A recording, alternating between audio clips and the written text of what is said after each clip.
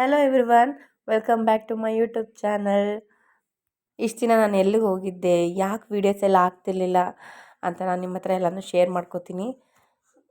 1 weak ಆಗೋಯಿತು ನಾನು videos ಎಲ್ಲ ಹಾಕೋದು ಬಿಟ್ಟು. ಸೊ ಏನು ಪ್ರಾಬ್ಲಮ್ ಏನಾಗಿತ್ತು ಅಂತ ನಾನು ಹೇಳ್ತೀನಿ.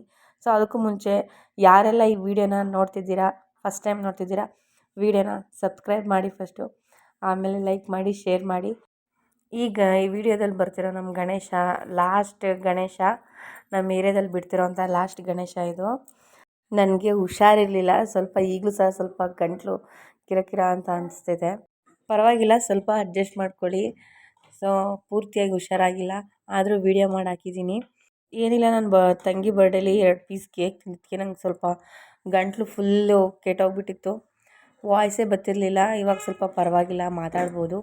ನನ್ನ ಮಗನಿಗೂ ಇವನಿಗೆ ಸ್ವಲ್ಪ ಅಲರ್ಜಿ ಥರ ಆಗಿಬಿಟ್ಟು ಅವನಿಗೆ ಮುಖದಲ್ಲಿ ಮೈಲೆಲ್ಲ ಸ್ವಲ್ಪ ಗಂದೆ ಗಂದೆ ಗಂದೆ ಗಂದೆ ಥರ ಆಗಿಬಿಟ್ಟಿತ್ತು. ಏನಂತ ಗೊತ್ತಿರಲಿಲ್ಲ. ನೋಡಿ ಇವಾಗಲೂ ನೋಡಿ ಅವ್ನ ಕಣ್ಣು ನೋಡಿ ಎಷ್ಟು ಊದ್ಕೊಬಿಟ್ಟೈತೆ. ಅದಕ್ಕೆ ನಾನೇನು ಟ್ರೀಟ್ಮೆಂಟ್ ಕೊಟ್ಟೆ ಅಂತ ಅಂದರೆ, ಅರಿಶಿನ ಪುಡಿ ಮತ್ತು ಬೇವಿನ ಸೊಪ್ಪು, ನೀಟಾಗಿ ಬೇವಿನ ಸೊಪ್ಪನ್ನ ತೊಳೆದ್ಬಿಟ್ಟು ಮಿಕ್ಸಿಲಿ ರುಬ್ಕೊಂಡು ಹಚ್ಚಿದೆ. ಬೆಳಗ್ಗೆ ಮತ್ತು ಸಂಜೆ 2 ಟೈಮು ಹಚ್ಚಿದೆ. ಸದ್ಯ ಸಂಜೆ ಹೊತ್ತಿಗೆಲ್ಲ ಫುಲ್ಲು ಇಳ್ದೋಯ್ತು. ಇನ್ನು ಇದು ನೆಕ್ಸ್ಟ್ ಡೇ ಇನ್ನು ಫ್ರೂಟ್ಸ್ ಎಲ್ಲ, ಇನ್ನು ಕಾಯಿ ಕಣಕ್ಕೆ ಅಂತೆಲ್ಲ ಹಣ್ಣುಗಳೆಲ್ಲ ತಂದಿದ್ರಲ್ಲ, ಹಣ್ಣೆಲ್ಲ ಮಿಕ್ಕಿದ್ವಲ್ಲ, ಅದಕ್ಕೋಸ್ಕರ ಸುಲಿದ್ಬಿಟ್ಟು ಮಕ್ಕಳಿಗೆಲ್ಲ ಕೊಟ್ಟೆ. ನನ್ನ ತಂಗಿ ಬರ್ಡೇ ಬಂತು, ಇನ್ನು ಆವತ್ತಿನ ದಿನ ಏನೇನೆಲ್ಲ ಆಯಿತು ಅಂತ ಹೇಳ್ತೀನಿ. ವರ್ಷ ವರ್ಷ ಬರ್ತಡೇ ಬರ್ತಾನೆ ಇರುತ್ತೆ, ಬಟ್ ಏನು ಕೊಡಬೇಕು ಅನ್ನೋದೇ ಒಂದು ಚಿಂತೆ ಆಗಿರುತ್ತೆ. ಇನ್ನು ಹೆಣ್ಮಕ್ಳಿಗೆ ಇನ್ನೇನು ಇಷ್ಟ, ಬಟ್ಟೆ ಅಂದ್ರೇ ಇಷ್ಟ. ಬಟ್ಟೆ, ಆಮೇಲೆ ಜ್ಯುವೆಲ್ಸ್ಗಳು, ಬ್ಯಾಂಗಲ್ಸ್ಗಳು ತುಂಬಾ ಇಷ್ಟ. ಇನ್ನು ನನ್ನ ತಂಗಿನ ಜಾಸ್ತಿ ಹಾಕೋದೇ ಡ್ರೆಸ್ಗಳು ಮಾತ್ರ.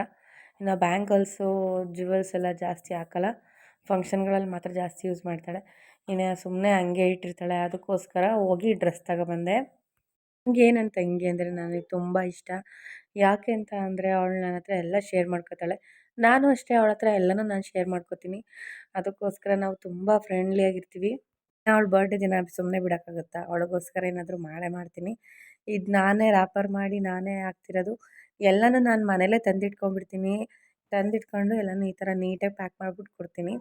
ಅವಳಿಗೂ ತುಂಬ ಇಷ್ಟ. ನನ್ನ ಮಕ್ಕಳು ಮಧ್ಯದಲ್ಲಿ ಬಂದು ಬಂದು ನೋಡ್ಕೊಂಡು ಹೋಗ್ತಿದ್ರು, ಅಮ್ಮ ಯಾರಿಗೆ ಯಾರಿಗೆ ಅಂತ. ಇನ್ನು ನನಗೆ ಗಿಫ್ಟ್ ಪ್ಯಾಕ್ ಮಾಡೋದಂದರೆ ತುಂಬಾ ಇಷ್ಟ, ಯಾಕಂದರೆ ಅದರಲ್ಲಿ ತುಂಬ ಖುಷಿ ಕೊಡುತ್ತೆ. ಇಲ್ಲಿ ನನ್ನ ಮಕ್ಕಳು ಇಬ್ಬರು ಚಿಕ್ಕಿ ಬರೋದನ್ನೇ ಕಾಯ್ತಿದ್ದಾರೆ. ಅವ್ರಿಗೆ ಚಿಕ್ಕಿ ಅಂದರೆ ತುಂಬಾ ಇಷ್ಟ. ನನ್ನ ಮಗ ದೊಡ್ಡವನು ಚಿನ್ನು ನೋಡಿ ಕನ್ನಡಿ ಮುಂದೆ ನಿಂತ್ಕೊಂಡು ಎಷ್ಟು ಚೆನ್ನಾಗಿ ರೆಡಿ ಆಗ್ತಿದ್ದಾನೆ, ಕ್ರೀಮ್ ಎಲ್ಲ ಹಚ್ಕೊಂಡು. ಇವನಂತೂ ಕೇಕಿಂದ ಚಾಕು ಹಿಡ್ಕೊಂಡು ಓಡಾಡ್ತಿದ್ದಾನೆ. ಚಿಕ್ಕಿ ಬರೋದನ್ನೇ ಕಾಯ್ತಿದ್ದಾನೆ. ನಾವು ಅಷ್ಟರಲ್ಲಿ ರೆಡಿಯಾಗಿ ಅವಳಿಗೋಸ್ಕರ ರೆಡಿಯಾಗಿ ವೆಯ್ಟ್ ಮಾಡ್ತಿದ್ದೀವಿ. ಇನ್ನು ಅವಳಿಗೋಸ್ಕರ ಎಲ್ಲ ಕೇಕೆಲ್ಲ ತಂದು ಗಿಫ್ಟೆಲ್ಲ ಪ್ಯಾಕ್ ಮಾಡಿ ಸರ್ಪ್ರೈಸಾಗಿ ಇಟ್ಟಿದ್ದೆ. ಅಲ್ಲಿ ನೋಡಿ ಮುಂದ್ಗಡೆ ಗುಂಗುರು ಕೂದಲೆಲ್ಲ ಬಂದುಬಿಟ್ಟಿದೆ.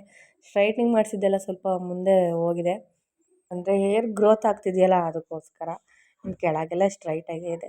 ಓಕೆ, ಪರವಾಗಿಲ್ಲ, ಏನು ಮಾಡೋಂಗಿಲ್ಲ. ಸ್ಟ್ರೈಟಿಂಗ್ ಮಾಡಿಸಿದ್ಮೇಲೆ ಇವೆಲ್ಲ ಇದ್ದಿದ್ದೆ. ಇನ್ನು ನನ್ನ ಮಗ ನೋಡಿ ಕಾದು ಕಾದು ಸುಸ್ತಾಗಿ ಚೇರ್ ಮೇಲೆ ಕೂತ್ಕೊಂಡು ಕಾಲ ಮೇಲೆ ಕಾಲು ಹಾಕೊಂಡು ಕೂತಿದ್ದಾನೆ. ಹೊರಗಡೆ ಅಷ್ಟೇನು ಮಾತಾಡೋದಿಲ್ಲ, ಮನೇಲಿ ತುಂಬಾ ದಿಮಾಕು. ನಾನು ಅವನಿಗೆ ಗೊತ್ತಿಲ್ದಂಗೆ ವೀಡಿಯೋ ಮಾಡ್ಕೊಳ್ಳೋಣ ಅಂತ ನೋಡ್ತೀನಿ, ಆದರೆ ನಾನು ವೀಡಿಯೋ ಮಾಡ್ತಿದ್ದೀನಿ ಅಂತ ಗೊತ್ತಾಗುತ್ತೆ, ಯಾಕಂದರೆ ಫ್ಲ್ಯಾಶ್ ಆನ್ ಆಗುತ್ತೆ ಹಿಂದ್ಗಡೆ. ಆ ಚಾಕುನಂತೂ ಬಿಡ್ತಾನೆ ಇಲ್ಲ, ಕೈಲೇ ಹಿಡ್ಕೊಂಡು ಓಡಾಡ್ತಿದ್ದಾನೆ. ಎತ್ತಿಡಪ್ಪ ಅಂದರೂ ಕೇಳೋಂಗಿಲ್ಲ. ಹಂಗೆ ಹಿಡ್ಕೊಂಡು ಯಾವ ಥರ ಆಡ್ತಾರೆ ನೋಡಿ, ಹಿಂಗೆ ಆಟ ಆಡ್ತಿದ್ದಾರೆ. ಅದೇನಾದರೂ ಈಗ ಬೀಳ್ತಾನೆ, ಈಗ ನೋಡ್ತಾ ಇರಿ, ಹಂಗೆ ವೀಡಿಯೋನ ಸ್ಕಿಪ್ ಮಾಡಿಬಿಡಿ. ಆಟ ಆಡ್ತಿರ್ತಾರೆ. ನಾವು ಮಕ್ಕಳನ್ನ ಎಷ್ಟೇ ಹುಷಾರಾಗಿ ಜೋಪಾನವಾಗಿ ಕಣ್ಣಲ್ಲಿ ಕಣ್ಣಿಟ್ಟು ನೋಡ್ಕೊಂಡ್ರೂ ಏನಾದರೂ ಒಂದು ಮಾಡ್ಕೊತಿರ್ತಾರೆ. ಏನಪ್ಪ ಅಂತ ಗೊತ್ತಾಗಲ್ಲ. ಇವಾಗ ನೋಡಿ ಹೆಂಗೆ ಬೀಳ್ತಾನೆ.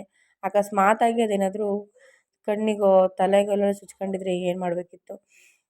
ಅವ್ನು ಬಿದ್ದಿದ್ದು ನೋಡಿ ನಾನು ನನ್ನ ದೊಡ್ಡ ಮಗನ ಕೇಳಿದೆ, ಯಾಕೆ ಚಿನಿ ನೀನು ತಳ್ದ ಅಂತ ಕೇಳಿದೆ. ನಾನು ಟಚ್ಚೇ ಮಾಡಿಲ್ಲ ಅಮ್ಮ ಅಂತ ಅಂದ. ಇನ್ನೇನು ಮಾಡೋದು, ಇನ್ನು ಮಕ್ಕಳಲ್ವ. ಅವ್ನು ಟಚ್ಚೇ ಮಾಡಲಿಲ್ಲ, ಅವನೇ ನಮ್ಮ ಚೋಟನೇ ಬಿದ್ದಿದ್ದು. ಇನ್ನು ಅಷ್ಟರಲ್ಲಿ ನನ್ನ ತಂಗಿನೂ ಬಂದಳು. ದೇವಸ್ಥಾನಕ್ಕೆ ಹೋಗಿದ್ಲಲ್ಲ, ಸೀರೆ ಉಟ್ಕೊಂಡು ಹೋಗಿದ್ಲು. ಇನ್ನು ಅವಳು ಬಂದಳು. ಇನ್ನು ನನ್ನ ಮಗ ನೋಡಿ ಬಂದಿದ್ದ ತಕ್ಷಣ ಫ್ರಿಡ್ಜ್ ಓಪನ್ ಮಾಡಿ ಕೇಕ್ ತೋರಿಸ್ಬಿಟ್ಟ, ಚಿಕ್ಕಿ ಕೇಕ್ ತಂದಿದ್ದೀವಿ ಅಂತ. ಇವಳೇ ನನ್ನ ಮುದ್ದಿನ ತಂಗಿ, ಇವಳೇ ನನಗೆ ಪ್ರಪಂಚ. ಯಾಕಂತಂದರೆ ನಾನು ಅವಳನ್ನ ಅಷ್ಟು ಇಷ್ಟಪಡ್ತೀನಿ. ಡ್ರೆಸ್ ಹೇಗಿದೆ, ಕಲರ್ ಹೇಗಿದೆ ಅಂತ ಕಮೆಂಟ್ ಮಾಡಿ ತಿಳಿಸಿ. ಸೊ ನನ್ನ ಮಗ ಬ್ಲಾಸ್ಟ್ ಅವ್ರ ಅಪ್ಪನ ಕೈಲಿ ಹಠ ಮಾಡಿ ತರಿಸಿದ್ದ ಬ್ಲಾಸ್ಟ್ನ. ಇವಾಗ ನೋಡಿ ಅವನೇ ಕಸ ಗುಡಿಸ್ತಿದ್ದಾನೆ. ನಾನು ಗುಡಿಸಲ್ಲ ನೀನೇ ಗುಡಿಸು ಅಂತ ಹೇಳ್ತಿದ್ದೆ, ಅದಕ್ಕೋಸ್ಕರ ಅವನೇ ಇಡ್ಲು ಹಿಡ್ಕೊಂಡು ಗುಡಿಸ್ತಿದ್ದಾನೆ.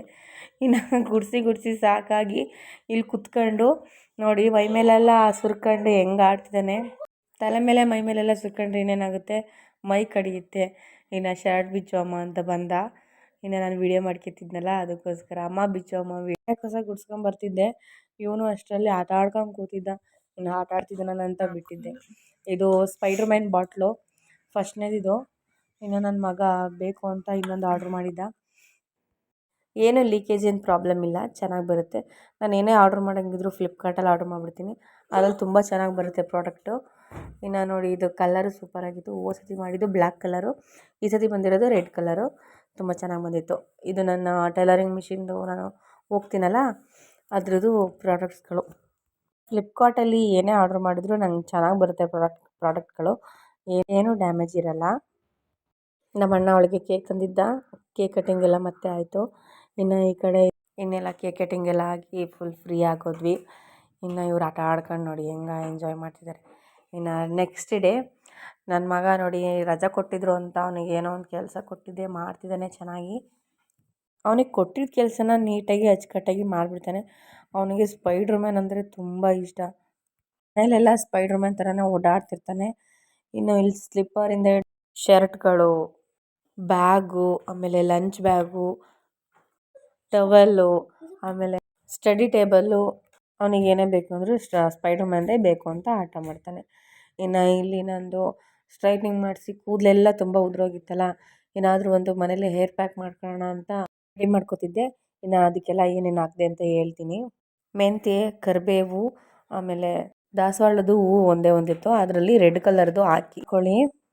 ದಾಸವಾಳದ ಎಲೆಗಳು ಒಂದು 15 ಎಲೆ ತೊಗೊಬಂದು ಹಾಕ್ಕೊಳ್ಳಿ. ಇನ್ನು ಆಲೋವೆರಾ ಒಂದು ಇದು ಸಾಕು.